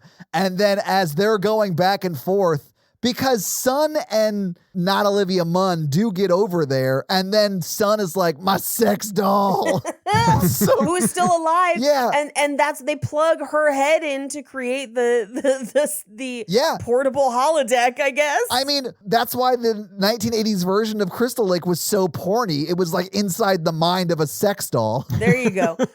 But they do manage to make it onto that ship, but the ship they came from explodes, blowing Jason towards them, and they're like, oh no, but who should fly out from the side? Iron Man, aka Peter Mensa. Yeah. Just like nailing that dude. 1,000,000-to-1 shot, like in space, guys. Like that is like an asteroid stopping another asteroid from hitting you as you're in space. Right. That's insane. But if that did happen, Aerosmith would write a song about it. Oh. But anyway. I don't want to close my eyes. Yeah. I'm just an asteroid and I hit you, babe. And I don't want to miss that other asteroid. Yes. But this is where he rides Jason's corpse through the atmosphere of Earth 2, crash landing in what seems to be Crystal Lake. Paige, excuse me. Earth 2, Dead Man's Chest. I was waiting for you to fill one out. Chest? Like whatever. Sorry. You gotta give it the tag, baby. You gotta have a tag. Dead Man's Chest. Is that Pirates of the Caribbean? Yeah. I mean, yeah. Earth 2, Revenge of the Earth. Like, yeah. Or Earth 2 Reloaded. The sequel, I think, was the best one. Earth 2 Reloaded. Earth 2 Happily Ever After. Happily Ever After. Earth 2 and the Chamber of Secrets. The Chamber of Secrets. Oh, the Goblet of Fire.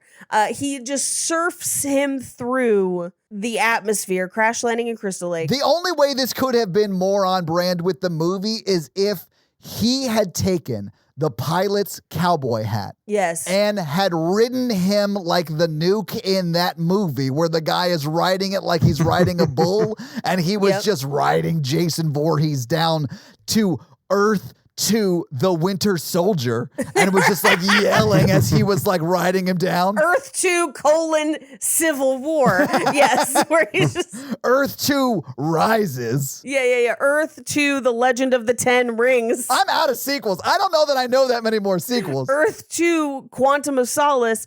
And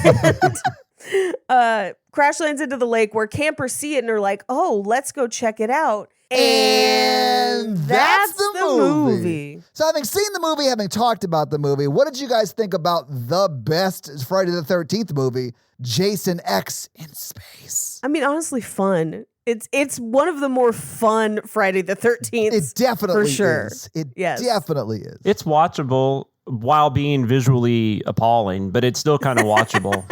Yes. Yeah, it's like one of the worst looking, like big film. I mean, I know it's not a big film, but it's just it's a bad looking film. Like there's no getting around it. Yeah. And the CGI looks like it was done in the 90s. But I think it's a movie that knows what it is, and it's not trying to be anything. I mean, it's just trying to be a dumb Friday the 13th sequel, and I think it succeeds very well. It does. And it's trying to rip off Aliens. It does a very good job of that. So it's fine. I mean, I like it better than Jason Goes to Hell, the last one we talked about for sure. Yeah. Oh, yeah. I think it's way better than that one. Yeah. It is, for sure. Agreed. I think it's great. It's probably my favorite one by far, just because it is so just crazy, silly, sort of fun, I do think it would have been hilarious if when Sexbot, I don't know, the robot, I can't remember it, the C-3PO of this movie, and C-3PO is the Sexbot of Star Wars, if you haven't noticed. Oh, yeah, of course. They put him in a lubrication machine, guys. Anyway, when they kill Jason the first time before he becomes Shredder Jason, and then they have we only have 45 minutes to solve this intricate problem with explosives. I would have loved it if the rest of the movie was just them solving that problem with no Jason and just the fuck you to the audience. That would have been is so funny to me, but they never would have done it, but it would have been very funny. Anyway, Paige, do you have some fun facts for us? I do. Well, here it is with your fun facts. Machete, Jason, fun facts. As always with these, there are tons of fun facts because these are very, very documented in their processes and production. So we will not get to all of them, but we'll get to some fun ones. So this is actually the least censored entry in the entire Friday the 13th series. It only suffered a few seconds of cuts or alterations to earn its R rating. Okay. That is rare for one of these movies. Jason Voorhees' eyes never blink when they are shown. Weird. Ever. Which meant that Kane Hodder had to like keep his eyes open long enough for them to get the shots. It's like 100 pages of his autobiography. He's like bragging about how he did blink, right? I never have to blink. I never once blinked in my life. I'm Kane Hodder. This is my book about me. There was originally a plan to include Betsy Palmer reprising her role as Pamela Voorhees as a hologram. Yes. She could have come in after he killed the co-eds with the sleeping bags and been like, good job, Jason. Good job, Jason. But they couldn't come to an agreement, and so they did not include it in the film.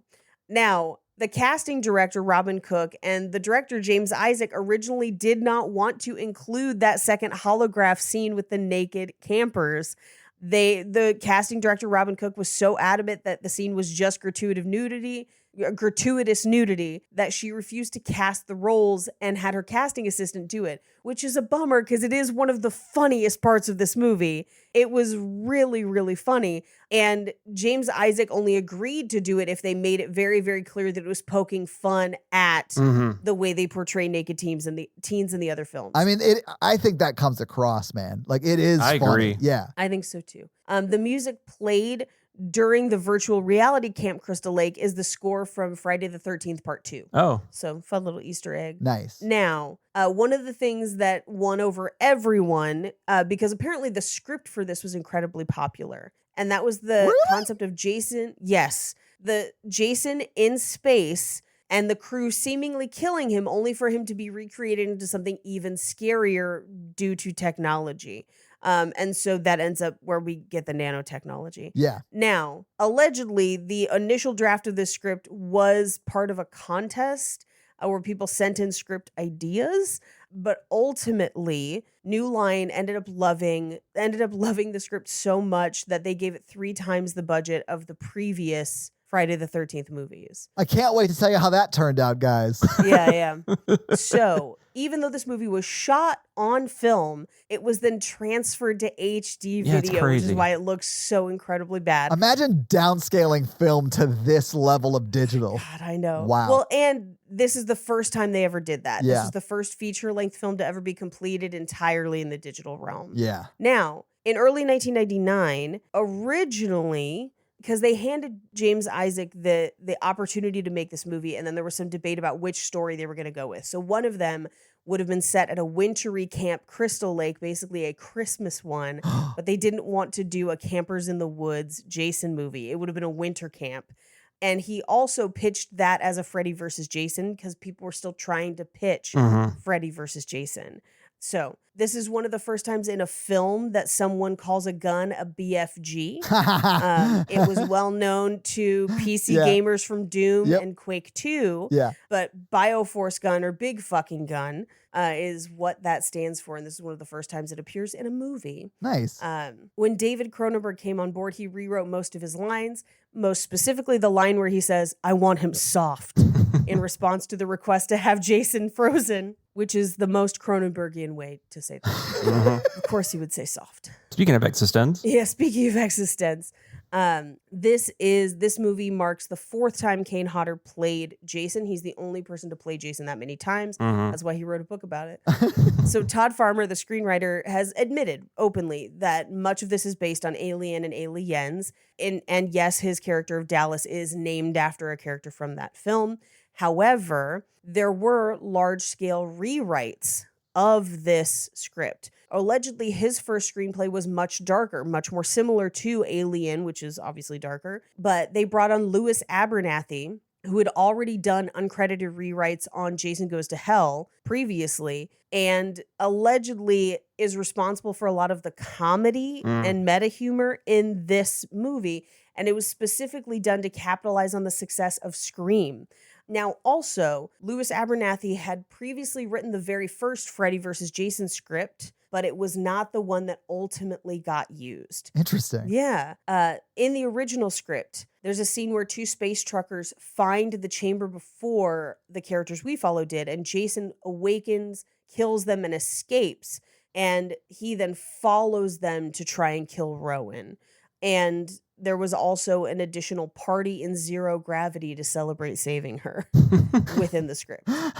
So the space debris floating in space has Cunningham Realty written on it. This is a reference to the name of the producer, Noel Cunningham, the son of an executive producer and the maker of the original Friday the 13th, Sean S. Cunningham. The film completed shooting and production in 2000, but due to issues with New Line, including a change in management, and because 9/11 happened, it was not widely released into theaters until the summer of 2001 in Europe. So in Europe, it went in the summer of 2001, then 9/11 happened, and they held it and did not release it in North America in 2002, until 2002. So that's part of why. Interesting. And in part, it's because the New Line president at the time was asked to resign, but then also 9/11 and Pierce Brosnan and all of it. The truth is out there, not to quote David Duchovny, but... There you go. So this is not the first movie to do a liquid nitrogen death. Really? Todd, I don't know if you've encountered this yet. I know that you are in the middle of a rewatch of X-Files. Yeah. But this is actually based on a death from season 1, episode 23 from 1993, where Roland, who is possessed by his deceased brother in the scene, kills a scientist by dunking his head in a barrel of liquid nitrogen and then smashing his head to pieces on the floor. I saw that like 4 nights ago. Yeah. I just finished. I have like 1 episode left of the first season. Okay. All right. This is Uber Jason is the name used widely in the script and discussion of what I will call Mecha Jason. Oh, well, that's why Jonathan was calling it Uber Jason. Yeah. Yes. Now, the idea of Uber Jason originated in a rejected script called Jason vs. Freddy, which was an early attempt to make Freddy vs. Jason, written by Brandon Braga and Ronald D. Moore in 1994. There are multiple Jason vs. Freddy, Freddy vs. Jason scripts. Oh, yeah. There's a book on them that's... Yeah, a ton. But they were based on a real-life Jason, in this particular one, who was neither a zombie nor deformed, who was on trial for his murders.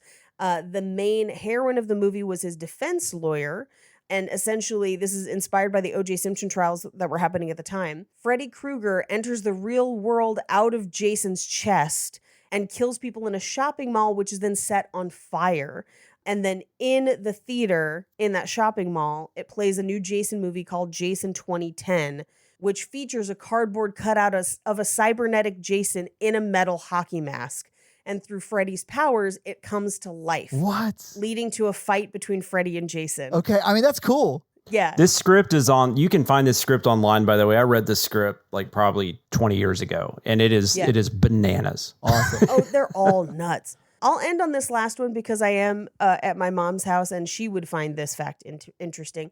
The spaceship is named Grendel, and this is named after and a nod to the monster from the Anglo-Saxon poem Beowulf, in which the Grendel was fought and defeated by the warrior Beowulf. The Solaris space station is most likely named after the planet Solaris from Polish writer Stanislaw Lem's eponymous book and its movie adaptation, Solaris from 1972. And those are your fun facts. Well, thank you for those fun facts, Paige. Let's talk a little bit about box office. So what do you think the production budget was for Jason X in space when it came out in the early 2000s? This looks like it's about 10 to $12 million. Okay. I think I want to say like 8. I cannot wait to see your faces when I tell you it was $14 million. Nice. Oh, no. Is what they spent on this movie. And oh, no is correct. If you adjust for inflation, that's almost $25 million.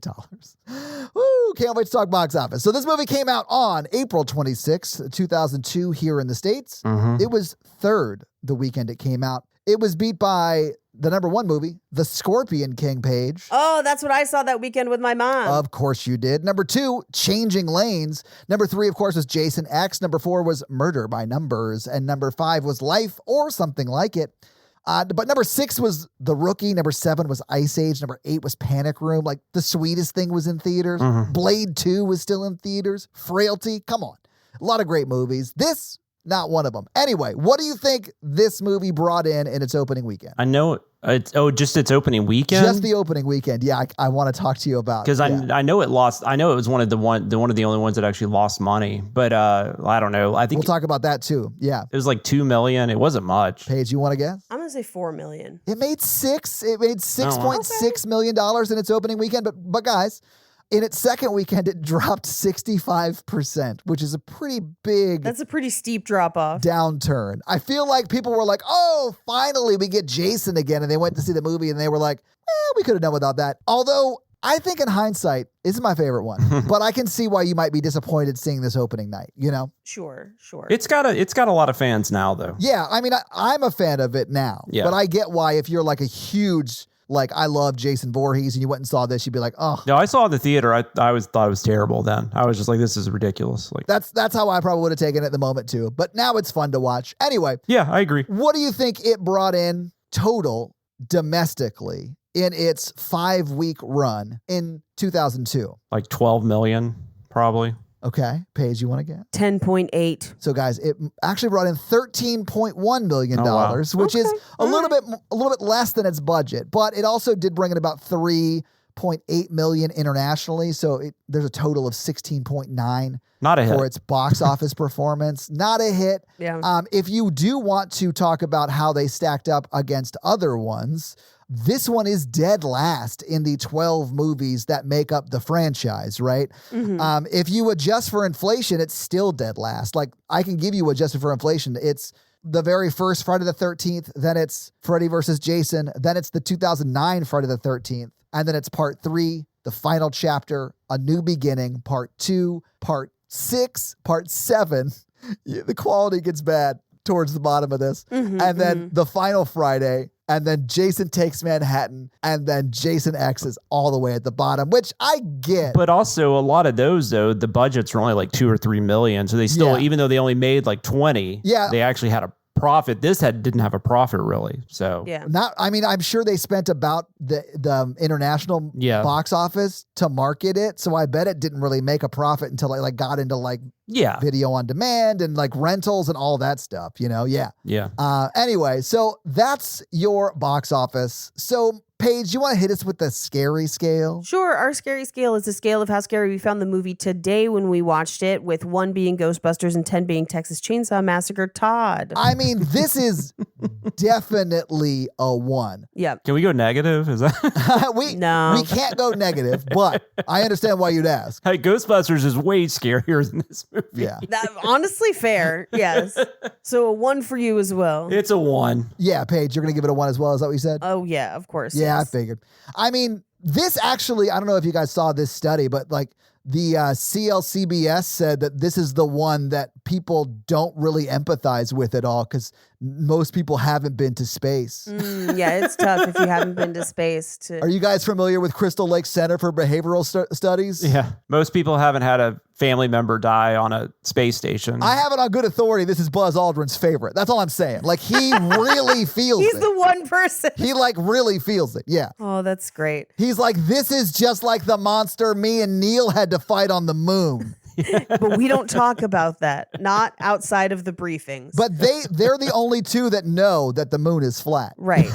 Of course. Flat mooners out there, unite. Flat mooners? There are dozens of us. No, it's not flat. It's hollow. It can be both. Oh, is that Moonfall? Wasn't that the thing in Moonfall? It's hollow? It is, but it's a real conspiracy theory that a lot of people believe, unfortunately. Oh, I didn't know that. Oh my God. That's where the Nazis are, guys. Yeah, that's where the Nazi bases are. It's in the hollow moon. Yeah, inside the hollow earth. I know what I'm Googling later. I mean, hollow moons. Paige, you said it can't be both flat and hollow, and I give you the stuffed crust pizza, Paige. Of course, you can have tunnels in a flat moon. The moon is a stuffed crust. Anyway, Paige, that's your scary scale.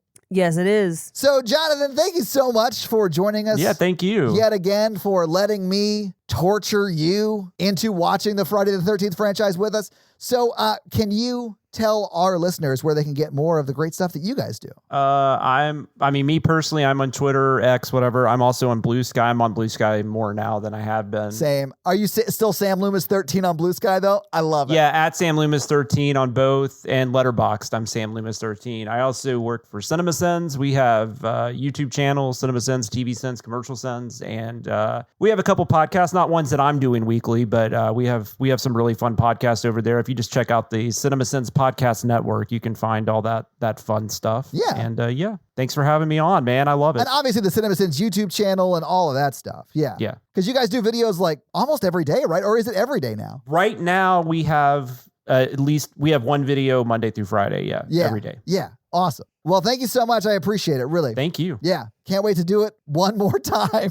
One more time. And then, that's the last one. Although we really should do it. We should do the first one, Jonathan, if you're game for it, because you weren't on that one. I'm definitely down. Yeah. Yeah. We'll come back and do the first one. And eventually there's going to be another one. I don't know why there hasn't been one, but. Well, yeah, we will all get together in 2455 to record the episode on that brand new movie when it comes out. Yeah.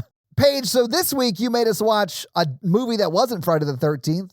And next week, we told you what that movie was going to be on Monday's episode. And I honestly don't know what it is because we're recording this at a weird time because it's like an off production episode. So I don't know. I don't remember. Yeah, I have no recollection. Who knows? But if you want to know what we're doing, go to the show notes for Monday's episode, and that'll be your homework for next Monday. So guys, if you like this show, but want to hear Paige and I talk about romantic comedies or just regular romantic movies, check out our other podcast. Some might call it a sister podcast called Romancing the Pod, where we do just that weekly. It's a lot like this show, but for romance and romantic comedies, because Paige doesn't like them. So we make her watch them, just like you guys make me watch horror over here. But if you want to follow me, I am at Todd J. Awesome on all the social media. Paige is at Rampage Wesley on Instagram? Yes, and TikTok. And just Paige Wesley on Twitter, because you got that before some CEO lady, and she wanted it, but you wouldn't give it back, and I respect you for that. Refuse. Also, Paige Suck it, other Paige Wesley. Paige is also on another podcast. It's great. You should check it out. It's called Cult Podcast with Armando Torres, who is a wonderful person. And if you want to support this show, go to Patreon at patreon.com/horrorvirgin, where there are a lot of great levels and a lot of great things. We do the Patreon shout outs at the beginning of every episode. We do listener requests, stuff like that, bonus episodes. So you'll be getting all of that content, plus episodes a day early with no ads, and who doesn't love that? So sign up for the Patreon and get a lot of great stuff. That's going to be it for us, you guys. I'm Paige. And I'm your Jason Voorhees, Todd. And you machete us to machete pletion. To papier mache pletion. But also keep it ooky spooky. Yeah, have a great week, guys. Bye! Doctore is a god, nerds. He fucking slaps.